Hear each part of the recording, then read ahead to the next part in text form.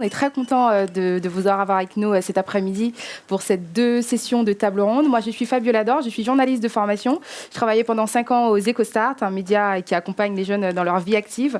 Et aujourd'hui, je suis créatrice de contenu et j'ai créé essentiellement pour des acteurs de la tech, notamment Sista ou Boîte of Tech. En tout cas, ce sont différents acteurs qui viennent accompagner en tout cas cet écosystème. Cet après-midi, je suis très fière d'avoir avec moi des personnes qui sont expertes, extrêmement inspirantes, avec qui j'ai déjà eu la chance d'échanger. On va parler essentiellement d'intelligence artificielle. Et moi, ce qui m'a beaucoup marqué dans ce sujet, c'était de se rendre compte à quel point l'intelligence artificielle est déjà finalement installée dans notre quotidien. Pour trouver l'amour, la team Tinder se reconnaîtra.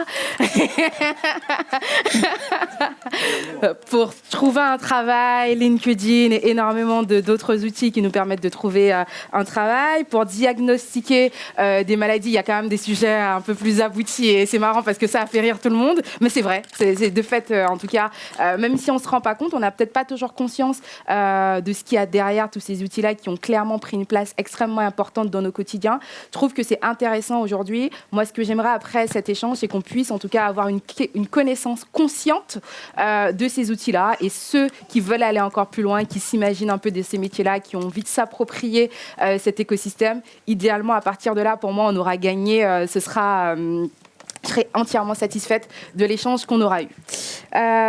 Juste un point, et après, je vais vous poser la question. Est-ce que quand on parle d'intelligence artificielle, c'est un terme qui est clair pour tout le monde? Pour qui c'est pas clair? Très très bien. Et vous c'est pas clair du tout. Non, mais c'est extrêmement intéressant et ne vous sentez pas, vous n'êtes pas à la mauvaise adresse, c'est totalement normal et c'est parce que j'ai trouvé un chiffre que j'ai trouvé extrêmement intéressant. C'est un chiffre qui vient d'un cabinet de conseil qui s'appelle Kelec Consulting, qui a été fait avec YouGov France et on se rend compte que 90% des personnes interrogées ont une vision un peu de ce que c'est, mais un quart est incapable de dire concrètement de quoi on parle quand on parle de l'intelligence artificielle, à savoir, et il y a des personnes plus expertes que moi qui pourront vous donner une définition très claire, mais ce sont ces nouvelles technologies en tout cas qui viennent reproduire des comportements humains et je vais peut-être me faire taper sur les doigts très rapidement par les experts qui sont là et qui diront c'est pas du tout ça, mais en tout cas on va très rapidement pouvoir en parler avec Laurence Devella qui est professeure et spécialisée en intelligence artificielle, Xavier Lionoton qui est cofondateur de Datacraft. Bonjour. Anthony Vouillon, Data Science Chapter Leader chez Renault. Bonjour. Tiffaine Fesneau, qui est Data Scientist chez Renault Digital. Elle m'a beaucoup précisé la différence et la nuance, donc je le répète. Et Sabrine Bendimerad, qui est Data Science et Engineer chez EDF. Bonjour. Et Benoît Raphaël, qui est Chef de Robot Officer chez Flint. Bonjour. Très bien. Je laisse la parole très rapidement à Laurence, mais Benoît Raphaël, est-ce que vous pouvez nous dire un peu ce que vous faites avec Flint? Alors moi, je suis journaliste à la base, je suis entrepreneur et je suis éleveur de robots. Alors pas de robots au sens physique du terme, plutôt d'algorithmes de machine learning. On parlait d'intelligence artificielle tout à l'heure, c'est vrai que c'est plus une question de religion, voire d'idées. Ensuite, quand on parle vraiment on parle surtout d'apprentissage automatique. Et ce que fait Flint, en fait, c'est de créer des newsletters intelligentes qui permettent d'aller chercher de l'information de qualité grâce au machine learning. Alors pourquoi on utilise le machine learning pour faire ça?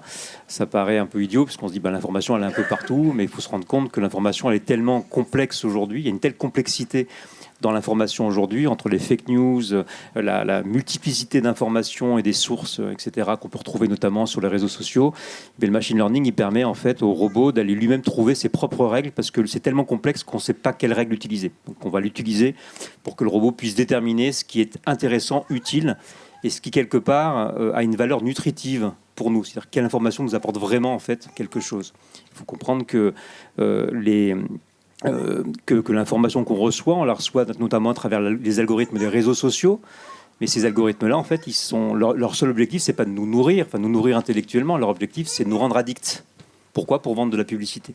Donc on s'est dit, il faut qu'on crée contre cette machine-là qui crée du chaos de l'information, mais en même temps beaucoup de richesse. Il faut qu'on crée une autre machine, donc des petits algorithmes qui créent des newsletters, qui vont sélectionner des informations de qualité de façon personnalisée, donc des algorithmes quelque part vertueux. Et ça permet aussi en même temps d'avoir toute une réflexion sur ce que c'est l'information aujourd'hui, ce que c'est que les fake news, comment on s'en défend, est-ce qu'une fake news est vraiment fausse, quel est aussi l'impact de nos biais cognitifs dans notre façon de nous informer.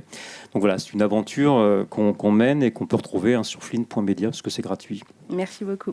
Alors, comme je disais tout à l'heure, l'IA a changé pas mal les règles du jeu, notre manière de consommer, notre manière de travailler. Mais cette nouvelle technologie a aussi de gros enjeux sociétaux. Et Laurent de Villers, vous avez rédigé Vague IA à l'Élysée, que moi j'ai lu un peu en diagonale pour sensibiliser les électeurs justement sur ce sujet de l'intelligence artificielle. Comment on explique aujourd'hui ce manque de connaissances du grand public ? Merci pour cette question. Donc, effectivement, moi, je suis en colère, en fait, parce que je suis chercheur en intelligence artificielle depuis 30 ans et j'entends beaucoup de bêtises artificielles venir de partout. On n'est pas dompteur d'algorithmes, on n'est pas éleveur d'algorithmes, on fait des outils qui calculent, qui ne sont pas pensants, qui calculent et qui sont capables de remplir certaines tâches. Et donc, on va trop loin dans l'anthropomorphisation de ces machines, c'est-à-dire la projection qu'on fait sur elles, qu'elles sont capables d'avoir des émotions. C'est mon sujet de recherche, vous voyez, donc elles n'ont pas d'émotions, elles n'ont pas de conscience non plus, et elles ne sont pas non plus capables d'aller chercher des informations de qualité que vous n'auriez pas vues. Ça, c'est pas vrai. Ce qui est vrai, par contre, c'est qu'elles peuvent nous aider. Mais elles peuvent nous aider si on est à un certain niveau de compréhension de ce qu'elles font. Et pour moi, il faut démystifier d'abord ce que c'est que l'intelligence artificielle. C'est des nouveaux outils avant de tomber dans le piège de regardez, ça va faire des choses formidables pour tout le monde, tout le temps, et ça va vous augmenter votre intelligence. Donc c'est pour ça que j'ai écrit ce manifeste, pour que les politiques prennent le temps de donner leur vision. C'est aussi une vision à long terme qu'il faut avoir, c'est-à-dire que ces systèmes vont modifier fondamentalement nos façons d'interagir, d'aller chercher de la connaissance sur les réseaux. C'est vrai qu'il y a de la désinformation sur les réseaux. Comment on apprend à faire la différence entre une information dont on peut faire confiance et une qui est des fake news ou qui est relayée par des robots artificiels, des programmes qui vont relayer des informations, cela, on doit l'apprendre à l'école. On doit changer fondamentalement l'éducation des enfants et faire de l'expérimentation nous-mêmes dans différents labs, dans différents endroits pour comprendre mieux ce que c'est. Et moi, j'appelle les filles aussi à s'investir dans ces domaines. C'est un monde très masculin pour lequel on a besoin énormément, en fait, d'un espace de compréhension sociale, des conséquences non pas seulement économiques, mais sociales, environnementales, liées à ces outils qu'on développe. C'est pour ça aussi que j'ai écrit ce manifeste, Vague IA à l'Élysée, en posant 12 questions, en disant, attendez, on ne peut pas regarder juste un petit bout de la lorgnette, il faut regarder à la fois le pouvoir, les bénéfices qu'on peut en obtenir, économiques, mais également les conséquences sur nous tous. On a dans son téléphone de l'IA, on en a dans son ordinateur, on aura dans sa maison, dans sa voiture, n'est-ce pas ? Plein. Donc, il y en a partout, c'est invisible, du coup, on ne l'explique pas bien. Donc, il est nécessaire de prendre le temps de mieux expliquer ce que c'est, de ne pas en avoir peur, parce qu'il ne faut pas en avoir peur. Ça, c'est du marketing, on vous dit, attention, tout ça va prendre le travail de tout le monde, mais ça va quand même prendre le travail de tout le monde. On va revenir sur cette partie-là un peu après, donc, justement. Je parle beaucoup d'éthique, je parle beaucoup de ces sujets, mais je fais avant tout de la tech, moi. Je suis pro-tech et je travaille avec des étudiants en recherche et j'enseigne à l'université à la Sorbonne sur l'apprentissage machine. Qu'est-ce que c'est ? Je fais ça depuis 30 ans, des réseaux de neurones, de l'apprentissage, comment on peut mieux les évaluer et comment on peut mieux les utiliser pour tout le monde. Et le dernier point, cela dépense de l'énergie. Et donc, est-ce qu'on a bien conscience de la dépense, de la consommation d'énergie, de tous ces outils qu'on voudrait mettre en œuvre lorsqu'on nous parle du métavers ? D'accord, on va revenir sur le métaverse aussi un peu plus tard. Xavier Lenneton, vous aussi, quand on a discuté pour la préparation de cet échange, vous m'avez dit qu'un peu dans la lignée de ce que disait Laurence, c'est important aujourd'hui qu'on puisse démystifier justement l'intelligence artificielle et qu'on ne puisse pas juste se dire ça s'adresse à une partie de la population, ça s'adresse aux geeks, et en tout cas de rappeler qu'aujourd'hui, c'était déjà des outils qui rentraient dans notre quotidien et qui s'adressaient à tout le monde. Oui, bonjour à tous. Donc effectivement, c'est des outils qu'on voit partout. Il va y en avoir de plus en plus. Néanmoins, il n'y a pas ce qu'on appelle d'IA forte, ça n'existe pas. C'est-à-dire qu'une IA qui va réfléchir à notre place, qui va penser à notre place, qui va être capable d'innover, c'est pas possible. Une IA, elle est capable de faire la tâche pour laquelle on l'a entraînée. Donc, je ne sais pas s'il y a besoin de faire un petit rappel, mais en fait, c'est quoi l'IA? L'IA, c'est juste des outils, des techniques mathématiques qui vont permettre, à partir de données, d'extraire de l'information. Et cette information, elle va être utilisée pour un service, un produit, pour rendre un service. Et du coup, l'IA, elle ne peut faire que ce pourquoi on l'a entraînée. Elle ne va pas se mettre à être pensante, elle ne va pas se mettre à faire autre chose que ce pourquoi elle a été créée. Très clair. Laurence l'a un peu abordé tout à l'heure en disant qu'il y avait des fois des fantasmes au sujet de l'intelligence artificielle, en se disant oulala, bientôt les métiers vont disparaître, du coup on aura un problème. Je tiens à partager aussi un chiffre avec vous qui m'a paru extrêmement intéressant, c'est de se dire que ça, c'est une étude qui nous vient de McKinsey. D'ici 2030, l'intelligence artificielle pourra apporter à peu près 1,2% de croissance, donc on se rend compte qu'il y a un impact direct pour les entreprises. Et maintenant, cette fois, je regarde Sabrine et Tiffany et les équipes de chez Renault pour savoir un peu comment vous avez embrassé cette nouvelle technologie dans votre quotidien au travail. Alors, bonjour à tous. Donc aujourd'hui, l'IA, en fait, c'est aussi fait pour libérer en fait les salariés de certaines tâches, donc des tâches récurrentes. Par exemple, moi, si je prends quelques exemples pour que ce soit parlant dans le cadre de mon entreprise, d'EDF, aujourd'hui, par exemple, nos conseillers clientèle, ils n'ont pas à classifier les demandes qui viennent des clients parce que ces demandes, elles vont être classifiées automatiquement. On va faire de la classification de mails. Donc l'IA va changer. Va être, on va dire, un outil d'aide pour les salariés, mais elle va aussi modifier en fait tout ce qui est process au sein de l'entreprise. Donc ça va faciliter les process, les simplifier, on va avoir des données, donc on va avoir plus d'historique sur ce qui s'est passé dans l'entreprise, et en fait on va améliorer nos prédictions, et en fait ça va tout simplement nourrir nos réflexions et comment on va pouvoir agir à l'avenir en fait pour plein de problématiques différentes. Ok, c'est un peu un cas qu'on a discuté un peu chez Renault, qu'on disait tout à l'heure que ça aidait à prendre des décisions un peu plus précises aussi. Ouais, c'est ça. Par exemple, nous, l'IA, on le déploie beaucoup dans les usines. Et en fait, l'IA permet non pas de remplacer un opérateur qui était en bord de chaîne, mais ça lui permet de lui amener des informations supplémentaires et qu'il ait un choix plus éclairé. Par exemple, là, on travaille, on discutait avec Laurence là, sur un outil qui permet d'identifier si une soudure, un cordon de soudure, est bon ou pas. Mais il restera toujours un humain qui, quand la machine va lui dire ce cordon de soudure, il est bon, des fois même la machine peut lui dire celui-ci, je suis pas super sûr. Et du coup, il y a l'humain qui va dire moi je regarde, je suis expert, je te dis que celle-là, elle est pas bonne par exemple. Et du coup, l'algorithme va réapprendre ah ouais, celle-là, elle est pas bonne. Et la prochaine fois qu'elle va revoir ce même cordon de soudure, et bien là, elle pourra dire ce cordon de soudure n'est pas bon. Donc souvent, dans ce qu'on déploie, c'est vraiment de l'IA qui amène une aide à la décision, mais qui remplace pas du tout l'humain. On voit des métiers qui vont évoluer, qui vont changer. Il faut que les gens qui travaillent dans les usines comprennent un peu ce qui se passe quand on fait des algorithmes d'IA. C'est pour ça qu'il faut vraiment démystifier, expliquer simplement. Et ils vont prendre part à l'évolution globale de cette chaîne data, IA et puis prise de décision. Okay. On parle beaucoup de comment justement l'intelligence artificielle va transformer le monde du travail, mais peut-être que je regarde cette fois Sabrine et les équipes de Datacraft. Comment est-ce qu'on peut peut-être identifier les différents métiers, puisqu'on a beaucoup de parler de la transformation, mais je trouve que ça peut être intéressant parce que souvent on a l'impression que je ne sais pas si ici tout le monde sait définir ce que fait un data scientist par exemple. Non mais moi non plus. Non mais arrêtez.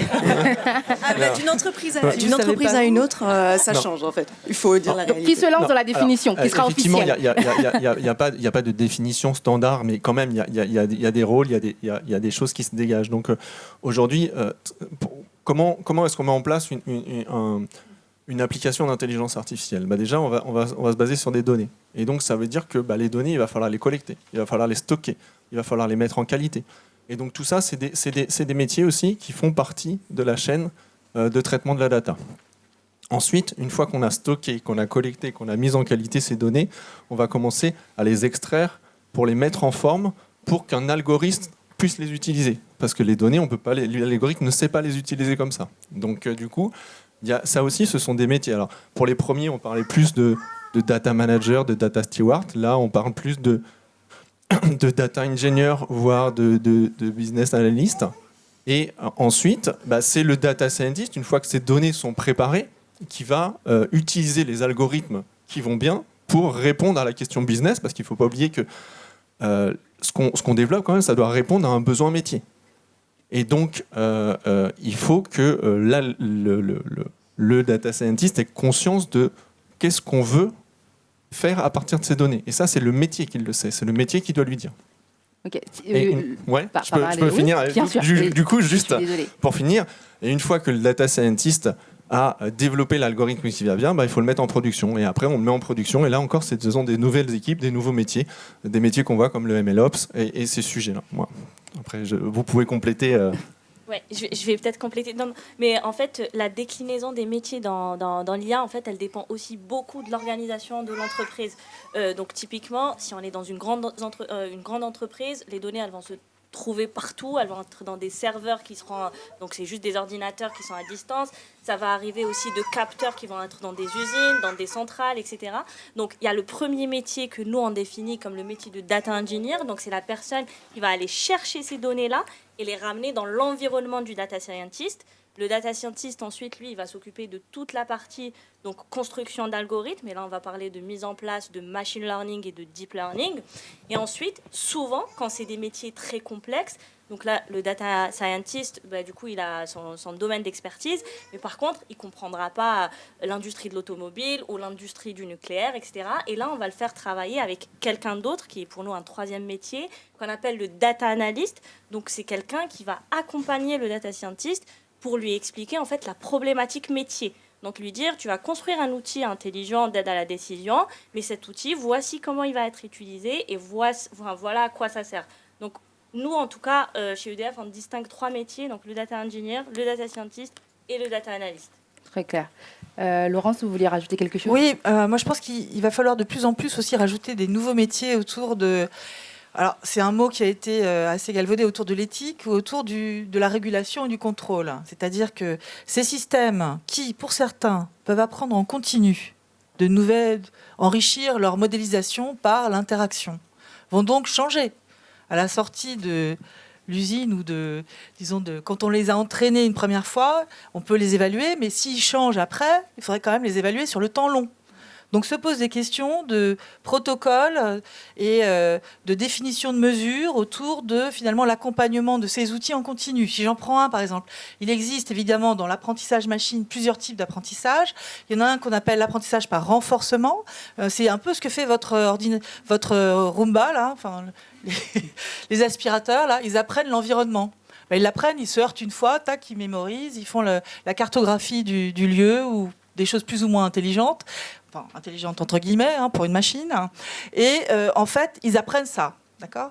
Donc, pour la maison, c'est peut-être pas très compliqué. Quand vous changez l'échelle de place, il va se recogner, puis après, il apprendra à nouveau comment ça a été modifié. Mais si c'est pour d'autres objectifs compliqués, qui ont des implications sur la santé ou sur je ne sais pas quel objectif, ou la voiture.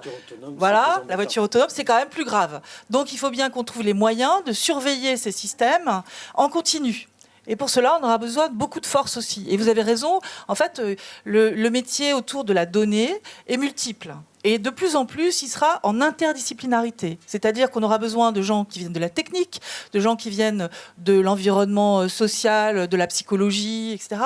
Et puis des éthiciens, philosophes peut-être. Et on commence en fait, moi j'ai une chaire dans laquelle je travaille avec des économistes, des philosophes, des linguistes et des informaticiens. Et par exemple, pour la santé, il faudra des médecins avec des personnes capables justement de faire de cet apprentissage machine. Et pour les contrôler, ces systèmes, on aura besoin de ces experts. Donc il y a une foultitude de nouveaux métiers qui vont arriver au-delà de ce qu'on dit sur data analyst, etc. Et je pense qu'il faut absolument anticiper, c'est aussi pour ça que j'en parlais aux politiques, il faut anticiper les nouvelles filières d'éducation. Ça, on arrive justement, c'est le prochain. Vous voulez rajouter quelque chose ? Non, mais c'est ce que disaient Laurence, et Xavier et Sabrine, c'est qu'il y a vraiment des nouveaux métiers, en particulier ce qui est différent par rapport à l'ISIT, enfin les systèmes classiques. En général, quand on le déployait, ça bougeait plus, quoi. C'était Y égale à X plus B, hop, ça restait tout le temps, Y égale... Voilà, et ça restait tout le temps comme ça. Et maintenant, quand on déploie un modèle, c'est vrai qu'il y a des modèles qui vont changer au fur et à mesure du temps, qui sont très sensibles aussi au bruit. Au bruit, par exemple. Alors le bruit, ça peut être une lumière qui change, ça peut être plein de bruit. L'éclairage. Voilà. C'est pour ça qu'il y a des problèmes avec la voiture autonome. Il n'y a pas de problème avec la voiture autonome. Et du coup, c'est vraiment important d'avoir un monitoring, de regarder ce qui se passe, de voir quand il y a un écart entre ce qu'a prévu le modèle et la réalité, et qu'il y ait des gens, c'est des nouveaux métiers qui comprennent ce qui se passe, quoi. C'est effectivement pas des data scientists, c'est pas des gens qui sont du niveau de Laurence et tout ça, mais il faut comprendre, analyser. Les équipes. C'est des équipes, ouais. Mais je regarde Xavier de chez Datacraft qui me disait qu'en tout cas, avec Datacraft, c'est aussi l'idée d'avoir un peu ce regard, de prendre un peu de hauteur pour pouvoir accompagner justement ceux qui sont dans ces métiers-là et pouvoir leur donner des informations pour pouvoir soit identifier les gros changements et ce qui va avec. Alors, nous, effectivement, Datacraft, on est un club pour les experts de la data. Donc, on permet aux experts de la data de se rassembler et de partager et effectivement de prendre du recul aussi. On travaille beaucoup, comme l'a dit Laurence. Après, il va y avoir des questions d'éthique aussi, il y a des questions de biais, il y a tous ces sujets-là. L'IA responsable, on peut en parler, mais c'est vrai, effectivement, c'est des sujets qu'on regarde. Et après, dans ces nouveaux métiers, en fait, ce qu'il faut bien se voir, c'est que la plupart, ce n'est pas des nouveaux métiers au sens où on va créer un métier, c'est plutôt des métiers qui sont existants, qui vont évoluer. Et donc, on parle beaucoup de formation en upskilling, donc c'est-à-dire des gens qui sont du métier, qui vont avoir de plus en plus de formation à l'IA et de compétences à l'IA pour accompagner des data scientists ou ces sujets-là. Donc c'est aussi des sujets qu'on regarde sur l'upskilling. On est en train de développer une formation d'ailleurs, nous, en upskilling sur ces métiers-là. On a avancé un peu dans les questions et du coup je vais inverser. Comme on parle déjà de la formation, est-ce que toutes les formations, il y a beaucoup de formations, hein. Je pense que tout le monde aujourd'hui a reçu un truc sur le CPF et on lui a proposé de se former sur l'intelligence artificielle. Est-ce que toutes les formations se valent-elles? Est-ce que si je fais un bootcamp de 2 mois et ensuite je peux du coup prendre mon CV et me dire c'est bon, je suis data scientist?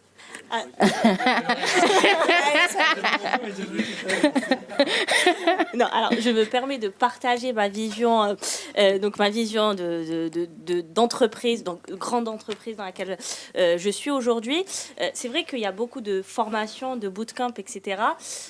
En fait, moi, je pense que les formations forment à des profils, à des métiers de data science différents.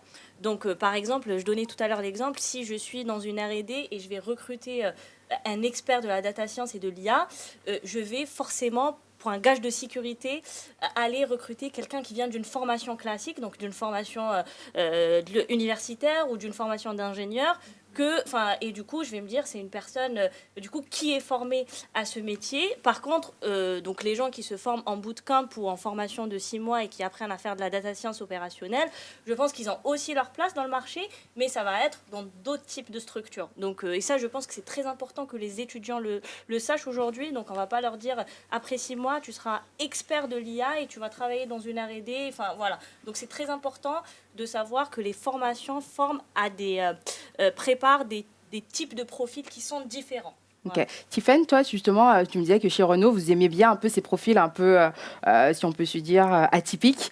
Alors, chez Renault Digital. Non, c'est simplement parce que, justement, Renault ressemble un peu plus à EDF au niveau de sa structuration pour quand on recrute des personnes. Tandis que Renault Digital est une filiale plus petite et on est plus ouvert sur les profils parce qu'on sait très bien que data scientist, data engineer, c'est pas un métier où on peut exiger 30 ans d'expérience. Donc, ce qui nous intéresse, nous, c'est comment la personne, justement, comprend le métier, travaille au quotidien et surtout a la capacité d'apprendre et d'évoluer au quotidien. Donc, on est plus flexible. Donc, effectivement, comme tu disais, Séverine, les postes seront différents. Il y en a qui seront plus orientés R&D, d'autres plus opérationnels. Chaque formation dirige vers quelque chose, mais c'est pas vers la même chose à chaque fois. Il faut juste le prendre en compte. Et quand vous regardez des postes data scientist, data engineer, data analyst, regardez bien le contenu, parce que d'une structure à une autre, en fonction de la taille, on ne fait pas la même chose du tout. Donc il faut bien regarder et poser les questions quand vous êtes intéressé par des postes. Et je trouve que c'est intéressant parce que toi, quand je t'ai posé la question, tu me disais, moi je peine encore à recruter. Et quand j'ai posé la question à Sabrine, elle me dit, moi, si je poste une offre, en moins d'une journée, je peux avoir 200 propositions. Donc... Après, c'est différent. Ça dépend de ce qu'on cherche à recruter. On a plein d'offres, mais pour être honnête, on écrète beaucoup. Il y a pas mal de postes où on dit nos postes sont chers, entre guillemets. On ne peut pas se permettre de recruter 200 personnes d'un coup. Là, cette année, on a 50 postes qui s'ouvrent. D'ailleurs, Si vous êtes intéressé, venez. On cherche à atteindre 50% de femmes, 50% d'hommes, mais on exige quand même un certain niveau à l'entrée. Mais ça ne veut pas dire qu'on veut absolument un certain diplôme ou quoi que ce soit. Ça veut dire qu'on attend des capacités d'apprentissage de la personne. Ok, très clair. On se rend compte quand même qu'on a beaucoup parlé de toutes les opportunités business que pouvait offrir l'intelligence artificielle, mais je trouve qu'il est important, on a commencé à l'aborder un peu rapidement, de parler justement de ces notions, d'une part, le fait que les femmes étaient quand même très peu présentes dans ces métiers-là. On parle quand même de 30% de femmes qui sont dans les métiers du numérique et souvent on les retrouve sur les métiers support, à peine 9% de femmes qui sont à la tête de start-up. Donc je trouve que c'est important de se dire qu'on ne peut pas se permettre, je pense que depuis le début des échanges qu'on peut avoir, on s'est rendu compte à quel point l'intelligence artificielle prenait de la place, à quel point l'intelligence artificielle commençait en tout cas à avoir un rôle important dans nos sociétés. On ne peut pas se permettre d'avoir des algorithmes en tout cas qui ne sont pas créés par la moitié de la population. Donc d'une part, le premier message, c'est que j'espère que toutes les femmes qui sont là ont entendu qu'on avait intérêt à s'intéresser à ces métiers-là, mais aussi je voulais qu'on essaie de voir comment on peut faire pour qu'il y ait plus de femmes qui puissent aller vers ces métiers-là, comment on les accueille en entreprise, chez EDF ou chez Renault, qu'est-ce qui est mis en place pour aller chercher un peu des profils un peu plus féminins. Alors, moi, je pense que le travail qu'il y a à faire, c'est vraiment un travail il faut que ça se fasse dès le plus jeune âge. Donc, EDF, on est partenaire d'une association qui s'appelle Elle Bouge. Donc, on va se présenter dans les collèges, dans les lycées, et en fait, on va présenter les métiers techniques, notamment les métiers de l'intelligence artificielle, parce que en fait, une fois que les jeunes femmes sont déjà au lycée en parcours universitaire, c'est compliqué de leur dire « Ah non, maintenant, allez faire de la tech, allez faire de l'intelligence artificielle ». Donc, je pense que le vrai levier, en fait, c'est vraiment les jeunes filles. Donc, on a construit un partenariat avec cette association Elle Bouge, et on va essayer démystifier, présenter les différents métiers techniques, pas que les métiers de l'IA, mais donc les différents métiers. Et ensuite, je pense qu'une fois qu'on a intégré les femmes dans l'entreprise, ce qui est important, c'est le turnover, c'est faire en sorte que les femmes restent. Et pour qu'elles restent, il faut aussi leur offrir des perspectives d'évolution et dire aux femmes qu'elles peuvent aussi évoluer en tant qu'expertes et pas forcément dans les métiers qui sont autour de l'IA, donc les métiers support, mais leur offrir des vraies perspectives de carrière dans l'expertise. Ok, très clair.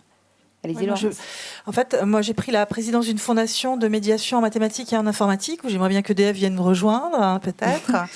Donc, on propose des formations dans les lycées et les collèges, sur la France entière, notamment dans les zones qui sont les moins favorisées. Et donc, on a un grand réseau de professeurs bénévoles, que ce soit dans le primaire, le lycée et à l'université. Et en fait, l'idée, c'est d'accompagner. Alors, on fait du théâtre pour expliquer aux filles quels sont les stéréotypes. On parle aussi aux mamans, on fait des goûters. Parce qu'il faut comprendre que ces métiers sont des métiers à forte valeur ajoutée pour les filles, donc il faut pousser les filles à venir. Et ce sont des métiers autour aussi du soin de l'autre. On parle beaucoup de l'appétence pour les femmes d'aller plutôt vers les métiers autour du soin. Et je pense que l'informatique est trop présentée comme un métier de geek. C'est pas du tout ça dans la vraie vie. Moi, je travaille sur la détection des émotions, vous voyez, par exemple, ou le langage. Eh bien, je suis obligée de travailler avec des linguistes, des sociologues, et ça, c'est plus intéressant. Le métier d'éthicien, le fait de se dire il faut respecter un certain nombre de dimensions, de justice, d'équité autour de ces données, c'est ceux aussi des engagements qui devraient intéresser les filles. Le climat, le fait de faire des systèmes pour, par exemple, mutualiser des données et moins dépenser d'énergie, mutualiser, je sais pas, le chauffage à travers les villes, les smart cities, tout ça, c'est vraiment fabuleux au niveau engagement pour la planète. Donc, il y a là besoin qu'on ait une mixité vraiment de femmes et d'hommes. Et je pense que ça, on va le dynamiser de plus en plus. On est en train d'écrire une série télévisée pour essayer de pousser les jeunes filles dans une histoire rocambolesque au lycée-collège. Donc, venez nous aider à faire tout ça, parce que c'est pas évident, pour qu'on se retrouve demain avec un engagement de tous. Et on a vraiment besoin non seulement des filles, mais des garçons aussi, parce qu'on a une chute réelle en sciences.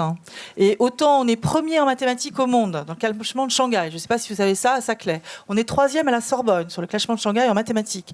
Et au lycée, au collège, en niveau mathématiques, on est parmi les derniers. Donc il faut comprendre que l'éducation a besoin d'un grand coup de balai, de dépoussiérage.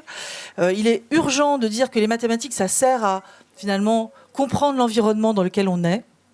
Et on a besoin vraiment de pousser tout le monde à s'intéresser non pas à l'abstraction mathématique des plus foufous, mais au moins à comprendre l'univers dans lequel on est. Et ces outils de data scientifique, enfin tous ces nouveaux métiers, ne demandent pas des puissances de frappe en mathématiques. Il faut juste s'intéresser à la statistique, aux probabilités. C'est pas des équations extrêmement complexes. Et puis on a énormément de librairies qu'on peut maintenant utiliser, qui sont bien expliquées. Donc il ne faut pas croire que c'est du tout inaccessible. C'est au contraire, ça le devient très accessible. Mais par contre, on a besoin de tout le monde pour construire un monde qui soit plus juste, plus équilibré. Quand moi, dans mon domaine reconnaissance de la parole, des émotions, je vais chercher des corpus, et bien encore des jeunes qui me disent ah moi je prends que des corpus d'hommes parce qu'il y a pas assez, il y a moins de femmes qui font des TED, par exemple. Si je veux comparer la prosodie de quelqu'un qui parle à un ami ou qui s'exprime en public, comme à la télé, à la radio et tout ça, comme il y a beaucoup moins de femmes, on va aller regarder les différences de timbre de voix pour des voix d'hommes. Donc si demain la moitié de ces systèmes marchent uniquement pour la jante masculine, vous voyez que on va pas progresser. Et j'ai l'impression qu'à travers l'IA, si on n'y fait pas attention, on peut reproduire les stéréotypes et les amplifier. Okay. Et donc c'est important d'aller encourager tout le monde. Exactement, merci beaucoup. Et justement, l'idée, c'est, on rappelle, de créer un...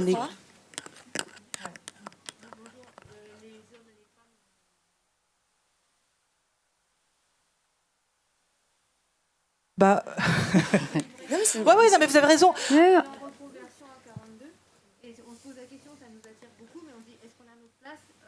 Oui. Incroyablement vrai ce que vous dites, parce que il faut absolument que toute la population s'engage sur ces sujets, parce que, comme vous l'avez dit, ces outils ils sont partout. Ils vont irradier partout. Il y a un fort pouvoir économique. Il ne faut pas laisser que des jeunes capables de faire du machine learning le pouvoir de faire ça. C'est accessible. Ça l'était moins à mon époque quand j'ai commencé à faire de l'apprentissage machine, parce qu'il fallait tout coder soi-même. On est obligé de faire tout. Or, à l'heure actuelle, il existe des Lego de programmation, si on veut, qui permettent en fait d'assembler des modules et de comprendre quand même ce qu'ils font. Donc c'est pour ça que quand on entend les politiques dire il faut que tout le monde demain code, moi je dis non. Il faut que tout le monde demain soit capable de manipuler ces concepts, d'ouvrir ces librairies et de pouvoir construire des premiers objets d'IA avec ces librairies.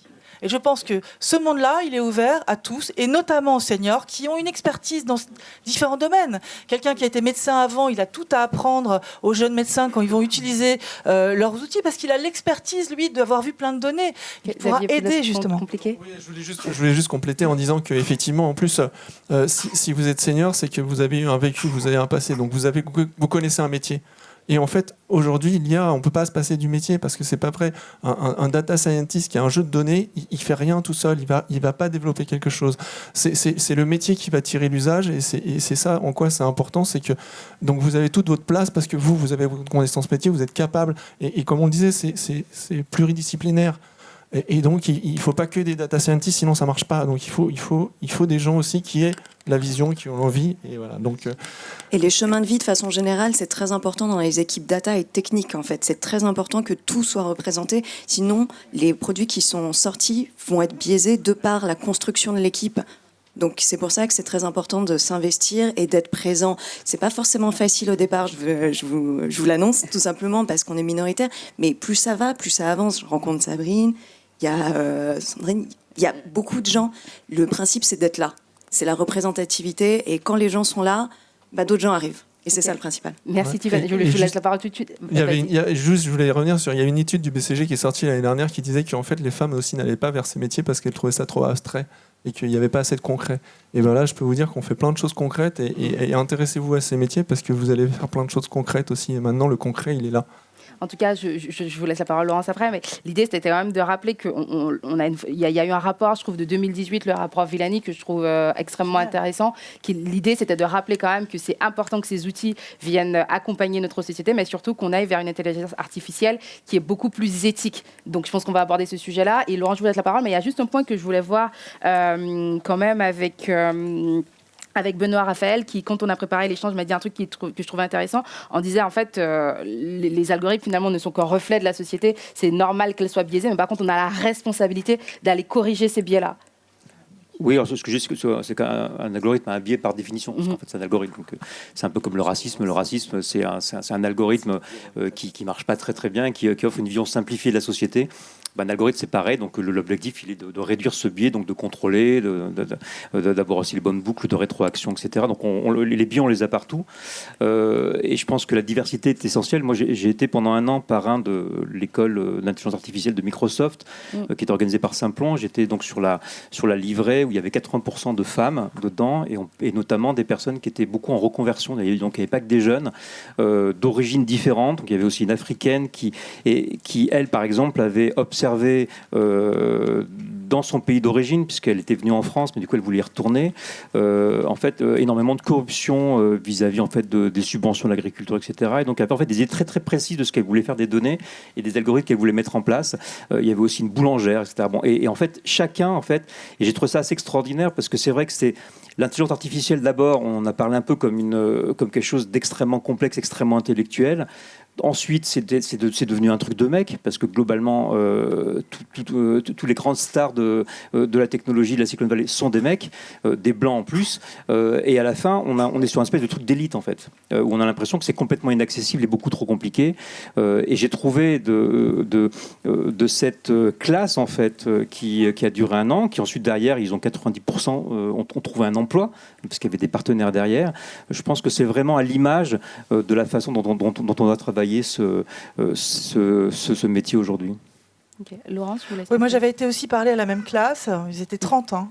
Donc c'est un truc qu'il faut monter, chez Microsoft, il faut monter à l'échelle, quoi, hein. Donc là, à l'heure actuelle, il ne s'agit plus de faire comme ça des petites classes sympas, mix, etc. Il s'agit d'embarquer en intelligence collective tout le monde. Et je pense que demain, il est urgent que dans toutes les classes, alors j'ai entendu Cédrico dire dernièrement, le code, ça sera en 5e. Bon, il y en a d'autres qui font faire avec des petits robots, sans machine d'ailleurs, des concepts autour de ce que c'est que finalement l'apprentissage de ces systèmes dès la primaire. Et je pense que c'est très important que le monde de demain soit construit avec une éducation très tôt pour que tous les enfants apprennent cela. Moi, quand je parle à mes étudiants à la Sorbonne, je prends en L1 ou en master, pour voir la différence, je leur parle des sujets d'éthique autour du numérique et de l'IA. Je leur présente ce qui est en train de se passer et ils me disent on ne vous croit pas. On a l'impression que ces objets invisibles qui sont dans mon téléphone, partout, qu'on a en plus utilisés pendant la pandémie, et tout le monde s'est dit « Ah, super, c'est vachement utile », d'un seul coup, ne posent plus de questions. Or, il est important que l'on montre en capacité d'intelligence collective parce que ça pose des questions. Mais je trouve que c'est peut-être bien aussi de partager quelques anecdotes, hein. On a pu voir des choses pas très top chez Amazon ou même chez Google. Je pense que c'est peut-être intéressant, si l'un d'entre vous veut partager une anecdote, de rappeler un peu l'impact justement de ce manque de diversité au sein de cet écosystème. Mais sans parler de diversité, dans l'apprentissage machine, ça fait de la bêtise artificielle. Ça fait de plus en plus de performances très bonnes, mais aussi de la bêtise. Je vous en donne une. Alexa, dernièrement, a demandé à une petite fille de mettre les doigts dans la prise. Parce que c'est un jeu qui traînait sur Internet. Et comme il n'y a eu qu'une conscience dans cette machine, ben voilà, elle donne ça à un enfant. Donc moi, je travaille sur les normes sur l'Europe en ce moment pour qu'on mettre un cadre dans tout ça, qu'on essaie de remonter les moments où ça marche pas bien et qu'est-ce qui peut se passer, et qu'on prévienne tout le monde et les enfants à prendre une certaine distance vis-à-vis de ces objets. Parce qu'ils peuvent très bien vous donner des conseils qui seront très nuls, vraiment, complètement à côté de la plaque. Par contre, ils sont très performants pour d'autres choses. Mais la très grande performance ne doit pas nous aveugler sur le fait qu'ils peuvent être totalement différents. Ça ne pense pas comme un humain, du tout. Même si ils imitent des choses qu'on est en train de faire, il n'y a aucune conscience, aucune responsabilité. Hein, ça, c'est énorme aussi. Quand vous dites quelque chose, vous êtes responsable. La machine, elle est responsable de rien. Et il ne s'agit pas de lui donner une responsabilité d'ailleurs.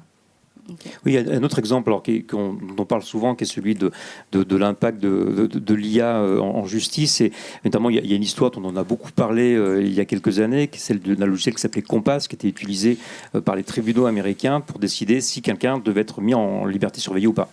Et on s'est rendu compte que en fait, ce logiciel se trompait beaucoup plus facilement face à des gens de couleur que face à des blancs. Donc il se trompait. Donc on s'est dit, le logiciel est raciste. Donc on a demandé à l'entreprise, elle a refusé de donner ses codes parce que forcément tout ça, on parlait de la boîte noire aussi également. Tout ça a été complètement confidentiel. Et en fait, on s'est rendu compte que donc ce biais en fait dans le logiciel n'était pas seulement dû au fait, c'était pas forcément le fait de l'algorithme, mais en fait il s'appuyait sur des données qui révélaient en fait un racisme presque systémique en fait dans la société société américaine, puisqu'en fait, les personnes de couleur étaient plus facilement arrêtées, parfois pour des petits délits. Et donc, du coup, ça avait faussé en fait l'algorithme. Donc, ça nous oblige aussi, cette vigilance qu'on doit avoir. Je crois que c'est Kei Fu Lee, qui est l'ancien patron de Google Chine, qui, dans un de ses bouquins de prospective, disait il faudrait qu'on fasse un petit peu comme on fait des audits financiers d'une entreprise, il faudrait faire un audit d'IA quelque part. Je trouve que l'idée en tout cas est intéressante, mais ça doit aussi nous pousser à nous remettre en question sur la façon dont nos sociétés fonctionnent, parce que c'est aussi un miroir grossissant et parfois un petit peu caricatural de ce qu'on vit aujourd'hui. Mais sur ces audits d'IA, il y a des initiatives d'IA. Il y a le LNE qui a développé un cadre. Il y a Label IA que vous devez connaître qui aussi développe ces sujets-là pour qu'on puisse auditer les algorithmes, développer des algorithmes responsables. Voilà, donc ça commence et ça existe. Ouais, tu as plein de projets collaboratifs aussi. Nous, on est dans Confiance AI, là, sur le plateau de Saclay. Tu as énormément de choses qui vont dans ce sens-là. Ouais. Aujourd'hui, il y a quand même plusieurs enveloppes qui ont été dédiées justement pour qu'on puisse accélérer sur ces thématiques-là. Est-ce que vous trouvez qu'on va assez vite en fait? C'est bien, mais en fait, on est encore à la traîne, parce que c'est quand même des outils qui évoluent très très rapidement. Comment on se positionne peut-être en France par rapport à nos voisins? C'est ce que disait Laurence. Le problème, c'est de monter à l'échelle, quoi. Pour l'instant, il y a plein de petites initiatives un petit peu partout, mais il n'y a pas on n'a pas encore un élan vraiment général, quoi. Donc, avant que ça arrive dans les entreprises et tout ça, je pense qu'il faudra du temps. Il faut vraiment accélérer le mouvement, hein, c'est sûr. Ce que je voulais juste te dire aussi là, quand on démystifiait l'IA, hein, il n'y a pas une intelligence particulière. Et ce que c'est très bien faire l'IA et le machine learning, c'est reproduire le passé, quoi. Donc, il ne sait pas être en rupture par rapport au passé, il sait le reproduire. Donc, si le passé était mauvais, si on ne fait pas gaffe au fait que le passé était mauvais, on va reproduire dans le futur exactement ce qui s'est passé dans le passé. Alors que ce soit, là, il y a eu plein d'exemples sur des logiciels pour embaucher des personnes, par exemple, qui refaisaient exactement ce qui avait marché dans le passé. Et du coup, on a tous ces biais-là, et c'est pour ça que c'est hyper important d'avoir, enfin, on ne va pas revenir là-dessus, mais une grande diversité dans les gens qui travaillent sur l'IA, qui regardent les données avec leur sensibilité propre. Parce que c'est vrai que quand on est une personne blanche de 30 ans, on va regarder les données par rapport à... Et autrement, si on est quelqu'un de plus âgé, on va regarder les données aussi par rapport à ça. Et le fait d'avoir toutes ces personnes qui travaillent ensemble, c'est vraiment super riche. Nous, à Renault Digital, on essaye vraiment d'avoir cette diversité dans les équipes et on voit la richesse de cette diversité-là. Très clair, merci. Xavier, comment on se situe? Tu trouves qu'on est plutôt bien, plutôt en retard? Alors, forcément, on est plutôt bien sur certains domaines. Donc, comme on le disait, en fait, dans les formations, on n'est pas si mal que ça. Dans la capacité, dans tout ce qui va être les mathématiques, on est bien classé. Donc, on a tous ces viviers de talent. Après, on a plus de mal à transformer. Quand on regarde les États-Unis, en fait, il y a beaucoup plus de startups, c'est beaucoup plus facile de créer une boîte. Il y a un mouvement qui est beaucoup plus important qu'en France. Donc, effectivement, voilà, faut qu'on accélère sur plein de sujets au niveau de la transformation de la société avec l'IA et qu'on se pose les bonnes questions aussi, comme le rappelait Laurence, en le prenant par le bon bout. Merci Benoît. Justement, sur les chiffres, si on prend les chiffres de l'OCDE, par exemple, donc, qui donne un peu une idée du nombre d'investissements dans les startups, par exemple, etc., quand on regarde aussi le nombre de talents, donc sur les investissements, alors en 2018, je crois que c'était un rapport gouvernemental disait que la France était 7e, derrière les États-Unis, la Chine et puis l'Europe qui arrive en 3e. Là, aujourd'hui, on est plutôt 10e en termes d'investissement privé, donc des VC dans les startups, donc on est assez loin. Devant nous, il y a la Grande-Bretagne. Et par contre, quand on regarde les talents qui sont... c'est l'Inde qui vient en premier. Pas forcément les États-Unis, la Chine d'ailleurs, c'est plutôt l'Inde. On a Israël, la Corée, l'Allemagne. La France arrive beaucoup plus loin. Donc c'est vrai qu'il ne faut pas non plus se voiler la face en se disant oui, on a plein de talents parce qu'en France on a des idées, on est bon en mathématiques et finalement on va à l'étranger. Il y a des vraies dynamiques en fait ailleurs et on se rend compte, comme on s'en rend compte aujourd'hui avec la crise en Ukraine, je fais un parallèle idiot, mais c'est en fait on a besoin de l'Europe, quoi. Et en fait ce combat-là il ne peut se mener qu'au niveau de l'Europe. L'Europe est 3e en investissement par exemple privé et 3e aussi en talent. Donc en fait si on n'arrive pas à engranger ça au niveau de l'Europe, la France de toute façon pourra jamais investir suffisamment, même si dans les pays qui ont eu le plus d'initiatives, la France fait partie des pays qui a le plus d'initiatives dans le monde, mais pas forcément avec beaucoup d'argent. Très clair. Laurent, vous voulez peut-être rajouter quelque chose ? Je pense que c'est effectivement au niveau de l'Europe et au niveau mondial qu'il faut réagir sur ces sujets, ne serait-ce que pour la cybersécurité ou finalement l'équilibre entre les forces. Moi, je fais partie aussi du PMIA, Partenariat mondial sur l'intelligence artificielle, qui regroupe 25 démocraties. Donc on discute, moi je travaille en ce moment sur le futur du travail avec des Indiens, des gens qui sont en Corée du Sud, en Australie, en Europe, aux États-Unis, mais un peu partout dans le monde, au Japon. Et on voit que, on a peut-être des cultures différentes, mais on a des valeurs, qu'il y a quelques valeurs fondamentales qui sont essentielles pour ces démocraties, qu'il faut pousser le plus possible. Et c'est important de comprendre que la force, c'est l'Europe, mais l'Europe aussi, avec ses alliés démocratiques. Très clair. Je vais avoir une dernière question et je vais commencer on va faire un tour de table un peu en commençant par Xavier. Si vous aviez la possibilité de changer quelque chose, votre premier chantier, ce serait quoi ? Pour qu'on accélère ? Exactement. Moi, je pense que le premier chantier, ça passe par les formations. Donc, vraiment adapter les formations aux besoins des entreprises, aux besoins métiers. Aujourd'hui, comme elle disait, il y a des bootcamps, mais quand on fait un bootcamp qui est 3 semaines, on n'a pas toutes les compétences qu'il faut. Donc, il faut aussi que les formations soient très adaptées aux entreprises et que les entreprises amènent des cas d'usage aux étudiants. Je crois que c'est ce que vous faites pas mal à l'école 42, donc ça c'est bien, c'est vraiment cette dynamique autour de la formation.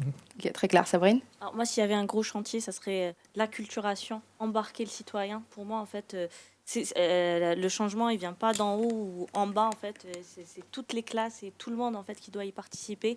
Donc, continuer à acculturer dès le plus jeune âge et démystifier tout ce qui se passe autour de l'intelligence artificielle. Ok, Tiffaine ? Je vais me répéter, mais c'est toujours aussi cette question de représentativité et que c'est pas qu'une question de sexe, de genre, d'origine. C'est vraiment l'âge, de commencer tôt, de dire que vous pouvez le faire. Pour être honnête, en tant que femme, travailler dans la tech, c'est aussi un moyen d'émancipation parce qu'on est moins dépendant financièrement, potentiellement, d'autres personnes, qui que ce soit.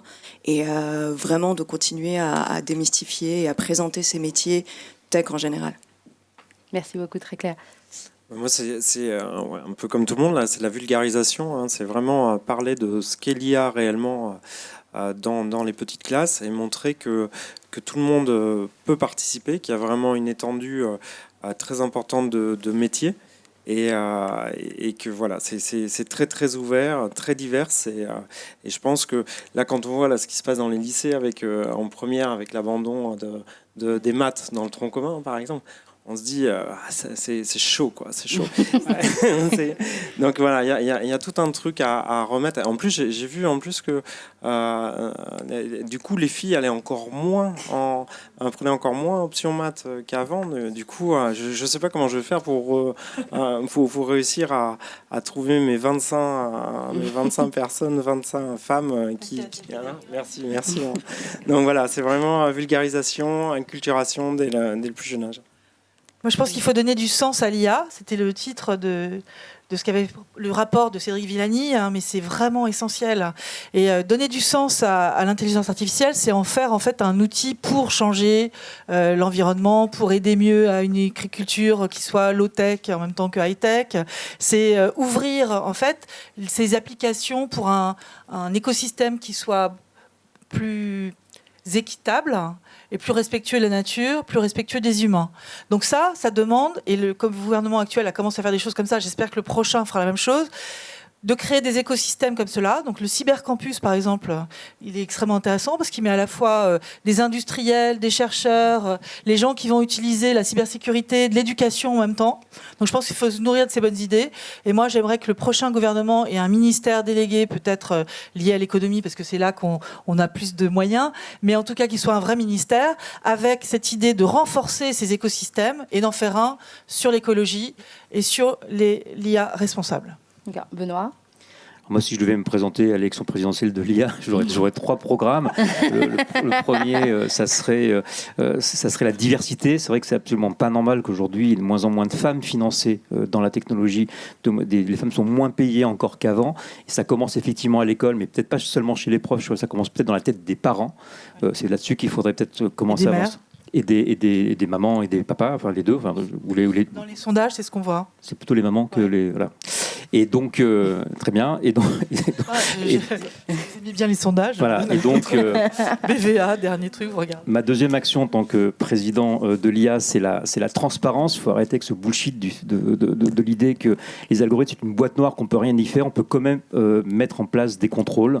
Et la troisième, c'est la souveraineté et la souveraineté au niveau de l'Europe. Pour la gouvernance, mais aussi on voit que l'Europe est complètement perdue face aux GAFA et face à la Chine. On a bien vu qu'elle avait aussi des moyens d'action, elle a pu contraindre aussi.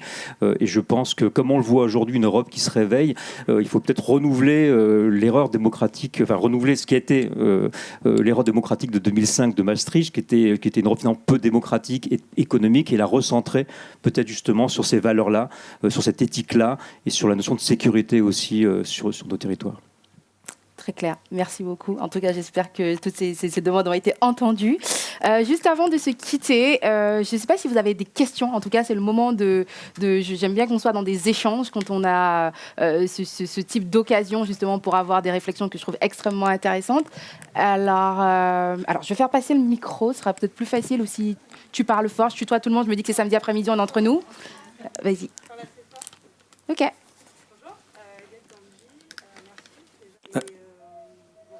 En fait, tu sais, les gros groupes sont quand même assez...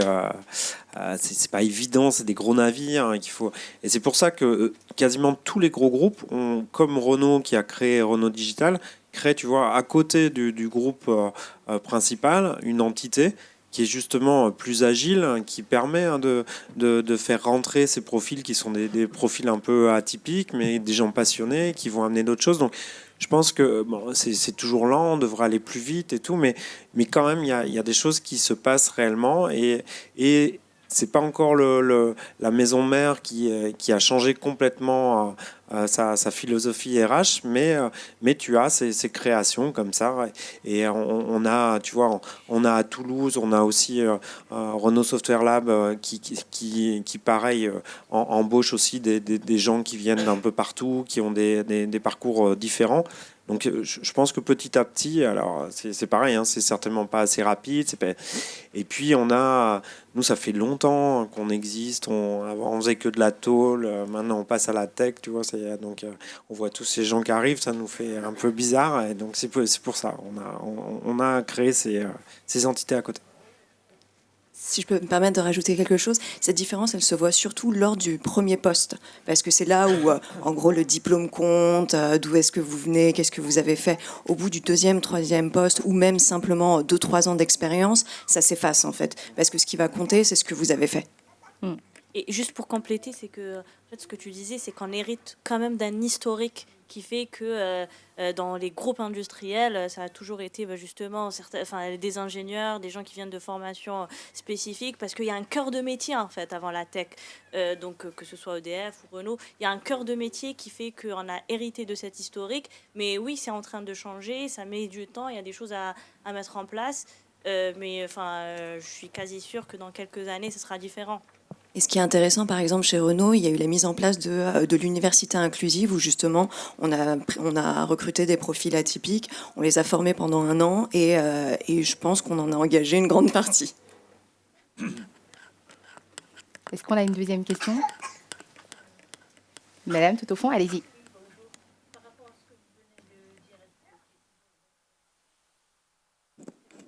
Concernant EDF ? Sur l'université inclusive, je pense que c'est en cours de remise en place. C'est pas encore annuel parce que la première année, c'était vraiment le test. Je pense que c'est en cours de remise en place. Il faut regarder. N'hésitez pas à nous contacter pour qu'on puisse vous dire où ça en est. Aucun problème. C'est le fait que ce soit inclusif, c'est pas juste. C'est global. Très clair. Monsieur, allez-y.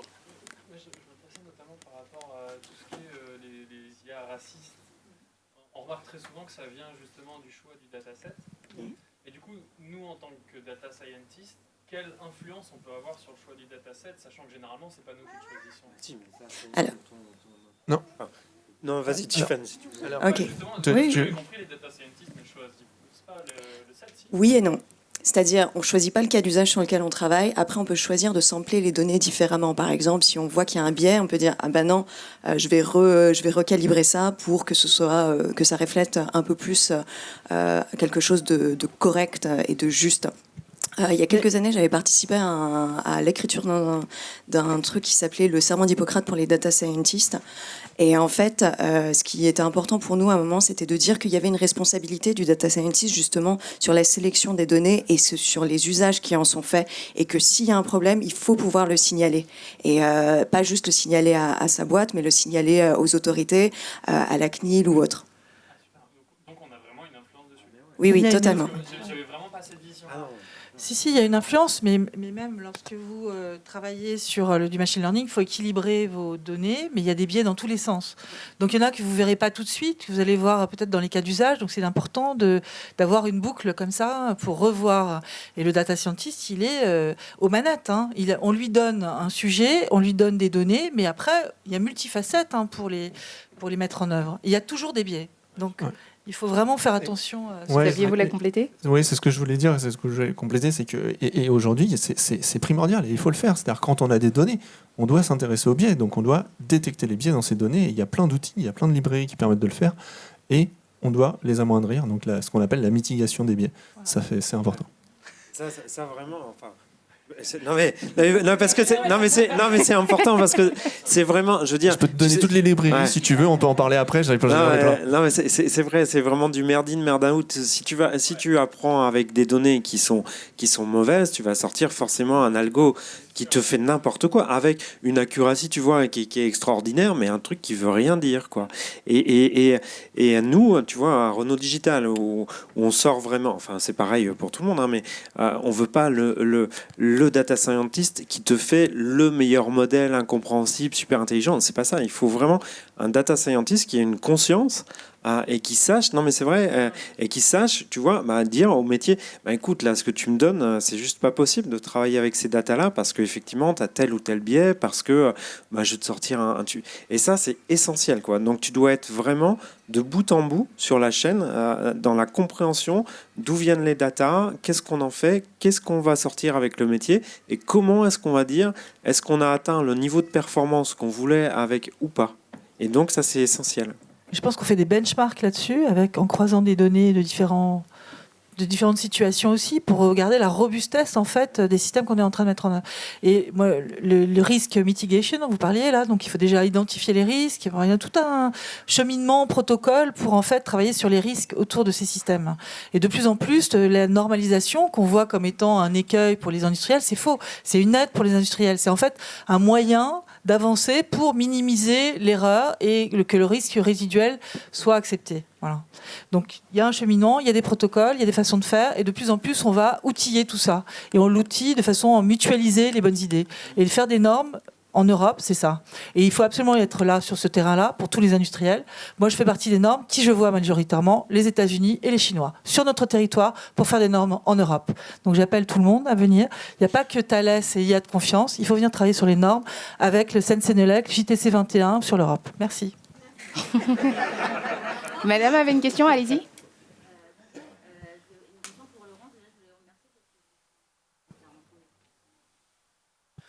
Vous avez raison, c'est important qu'il y ait une culture commune là-dessus. Donc l'éthique, ça fait partie aussi des choses qu'on doit apprendre aux enfants à l'école, pour que les prochaines générations soient plus conscientes. On voit quand même un mouvement en ce moment qui se passe aux États-Unis, qui sont des gens qui quittent leur job à cause de ça. Donc il y en a beaucoup. C'est des chiffres énormes. Donc cette conscience finalement des citoyens est en train d'émerger et on le voit arriver par ce biais-là. Bon, comment on renverse la vapeur et comment on fait que demain, justement, cette conscience de faire les choses, de s'engager et d'être responsable doit être vécue. Et c'est vraiment le jeu qu'on est en train de mettre en place avec ces normes, avec la co-responsabilité Quand on a des systèmes comme ça d'apprentissage machine dans des voitures, etc., c'est de la responsabilité en cascade. Et il y a des choses qui peuvent se produire qui ne seraient pas tolérables, qui ne sont pas voulues évidemment par le constructeur, mais qui vont être une conséquence. Donc il faut travailler sur cette co-responsabilité entre tous les acteurs. Et je pense que dans tous les groupes, ça devrait apporter de la valeur et de l'engagement et du mérite aux employés et aux ingénieurs et à tous les salariés. Et c'est ça qu'il faut pousser. Merci. Je vais prendre une dernière question. Allez-y, madame. Une question très détail. Au-delà de la mixité sociale, d'origine, qui est très importante, est-ce qu'il y a une mixité aussi géographique dans le recrutement ou est-ce que c'est très idéal? Parce que je pense que ça peut jouer aussi là-dessus. Alors déjà, le Covid nous a beaucoup aidé, hein, parce que maintenant, tu as quand même à peu près 3 jours de télétravail par semaine, ce qui fait que on a vu avant c'était quand même très centré Île-de-France, effectivement, et là maintenant le territoire français est en train de s'étendre, même pour Renault, et on a aussi à l'international de plus en plus. Donc le fait de pouvoir travailler en remote, ça fait qu'on embauche des gens qui viennent de régions différentes et qui sont pas obligés de venir forcément à Paris, s'installer à Paris, quoi. Donc on n'y fait pas. Enfin, je pense pas que c'était voulu, mais maintenant, comme on cherche des talents, effectivement, avant, quelqu'un qui nous répondait de Nantes, par exemple, je pense que son CV passait plutôt en dessous. Maintenant, c'est plus un critère de non-choix, en tout cas. Très bien. En tout cas, un grand merci à vous de nous avoir rejoints pour cet échange qui a été extrêmement intéressant. On retient une chose, c'est que, en tout cas, l'IA est bien implantée dans notre quotidien. Il y a de vraies opportunités business. Je ne sais plus qui me disait en plus des jobs bien payés. Ça, c'est des choses qu'on aime bien savoir. Mais en tout cas, qu'on avait tous une responsabilité commune à créer une intelligence artificielle éthique, inclusive et qui soit représentative de notre société. Merci à vous.